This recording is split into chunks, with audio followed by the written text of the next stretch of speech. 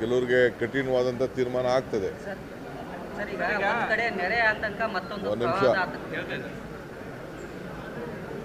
ನಾನು ಮಾತಾಡ್ತಾ ಇರೋದು, ನೀವು ಮಾತಾಡ್ತಾ ಇರೋದು ನೀವು ಮಾತಾಡ್ಕೊಳ್ಳಿ. ನಾನು ನಿಮಗೆಲ್ಲ ಉತ್ತರ ಕೊಡಲ್ಲ. ನಾನು ಹೇಳಿದ್ದೆಲ್ಲ ಹೇಳಿದ ಮೇಲೆ ಆಮೇಲೆ ಮಿಕ್ಕಿದೆ. ಸೊ ಅದಕ್ಕೆ ನಿಮ್ಗೆ ಇಷ್ಟ ಆಗಿದ್ದಾಗ ಮಾತಾಡಬೇಕು ಅಂತ ಹೇಳ್ತೀರಾ. ನಾನು ನಿಮ್ಗೆ ಇಷ್ಟ ಬಂದಾಗ ಮಾತಾಡೋದು. ನನಗೇನು ಇಷ್ಟ ಇದೆ ಅದೇ ಅವೆಲ್ಲ ತಿಳ್ಕೊಳ್ಬೇಕು ನೀವೆಲ್ಲ. ನಾನೆಲ್ಲೂ ಮೀಡಿಯಾಗೆ ಅಡ್ರೆಸ್ಸೇ ಮಾಡ್ತಿಲ್ಲ. ಇಲ್ಲಿ ಏನೋ ನಿಮ್ಗೆ ಗೌರವ ಕೊಟ್ಬಿಟ್ಟು ನಾನು ನಾಳೆ ಫ್ರೆಂಡ್ಸ್ ಅಂತ ಬಂದಿದ್ದೀನಿ. ಸೊ ಈ ಬೀದಿ ವ್ಯಾಪಾರದ್ದು ಈ ರೀತಿ ತೀರ್ಮಾನ ಮಾಡಿದ್ದೇವೆ. ಇವತ್ತು ನಾನು ಏನೇನು ನಮ್ಮ ಕೃಷ್ಣಬೈರೇಗೌಡರು ಕಾರ್ಯರೂಪ ಮಾಡಿದ್ದಾರೆ, ಇದು ಅವರೊಬ್ಬರ ಮೇಲೆ ಬಿಡುವಂಥ ಪ್ರಶ್ನೆ ಅಲ್ಲ. ಇದು ಇಡೀ ಎಲ್ಲ ಶಾಸಕರು, ಬೆಂಗಳೂರು ಶಾಸಕರೆಲ್ಲ ಸೇರಿ ನಾವು ಪೊಲೀಸ್ ಅಧಿಕಾರಿಗಳ ಹತ್ರ ಕೂಡ ಚರ್ಚೆ ಮಾಡಿ ಈ ತೀರ್ಮಾನವನ್ನು ಕೈಗೊಂಡಿದ್ದೇವೆ. ಸೊ ಅವ್ರಿಗೆ ಆಲ್ಟರ್ನೇಟಿವ್ ಸ್ವಲ್ಪ ಸೈಡ್ ರೋಡ್ಗಳು, ಬೇರೆ ರೋಡ್ಗಳನ್ನ ಕೊಡ್ತೀವಿ. ಬಟ್ ಅವರು ವ್ಯಾಪಾರ ಮಾಡ್ಕೊಂಡು ಸಾಯಂಕಾಲ ಹೋಗಬೇಕು, ತಳ್ಳ ಗಾಡಿ ತೊಗೊಬರ್ಬೇಕು, ಇಟ್ಕೋಬೇಕು, ಹೋಗಬೇಕು. ಅಲ್ಲೇ ಟೆಂಟ್ ಹಾಕ್ಕೊಂಡು ಕೂತ್ಕೊಳ್ಳೋಕ್ಕಾಗಲ್ಲ.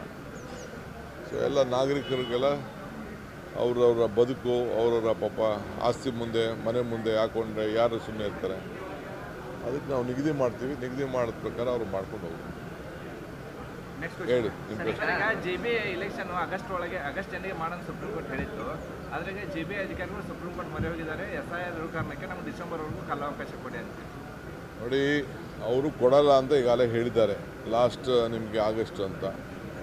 ಬಟ್ ವಾಸ್ತವಾಂಶ ಸ್ವಲ್ಪ ಸಮಸ್ಯೆ ಇದೆ ಅವ್ರ ಅಧಿಕಾರಿಗಳದು. ಅವ್ರಿಗೆ ಬಿಟ್ಬಿಟ್ಟಿದ್ದೀನಿ. ನಾನು ಇದಕ್ಕೆ ಇಂಟರ್ಫಿಯರ್ ಆಗಲ್ಲ. ನಾವು ಸಿದ್ಧತೆ ಏನು ಮಾಡ್ಕೊಳ್ಬೇಕು, ಎಲೆಕ್ಷನ್ಗೆ ಸಿದ್ಧತೆಯನ್ನು ನಮ್ಮ ಪಕ್ಷಗಳಲ್ಲಿ ನಾವೆಲ್ಲ ಮಾಡ್ಕೊಳ್ತಾ ಇದ್ದೀವಿ. ಒತ್ತಡ ಏನಿಲ್ಲ. ನಮ್ಮ ನಾಯಕರು ಇವತ್ತು ನಾಳೆ ನಮ್ಮ ಬರ್ತಾರೆ. ಬಂದ ಮೇಲೆ ಯಾವತ್ತು ಅವ್ರು ಕರೀತಾರೆ ನಾನು ಅವತ್ತು ಹೋಗ್ತೀನಿ.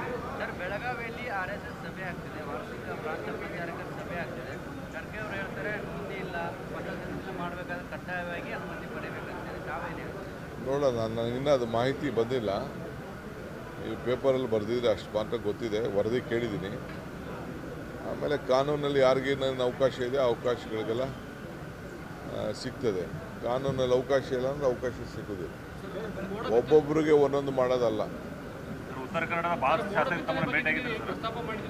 ಮೋಡ ಬಿತ್ತನೆ ಬಗ್ಗೆ ಭಾಳ ಡಿಮ್ಯಾಂಡ್ ಇದೆ. ನಾನು ನಮ್ಮ ಲೀಗಲ್ ಅಧಿಕಾರಿಗಳು ಮತ್ತು ನಮ್ಮ ಫೈನಾನ್ಸ್ ಡಿಪಾರ್ಟ್ಮೆಂಟ್ ಅವ್ರನ್ನೆಲ್ಲ ಮಾತಾಡಬೇಕು. ಶಾಸಕರೆಲ್ಲ ಭಾಳ ಒತ್ತಾಯ ಮಾಡಿ ಹೇಳಿದ್ದಾರೆ. ಪರಿಶೀಲನೆ ಮಾಡ್ತೀವಿ.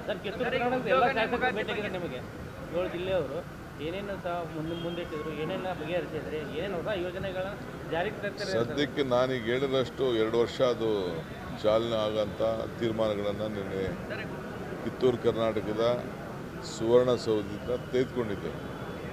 ಎಲ್ಲ ಉಂಡಿಗಳಲ್ಲೂ ಕೂಡ ದುಡ್ಡು ಭಾಳ ಹುಷಾರಾಗಿಡಬೇಕು ಅಂತ.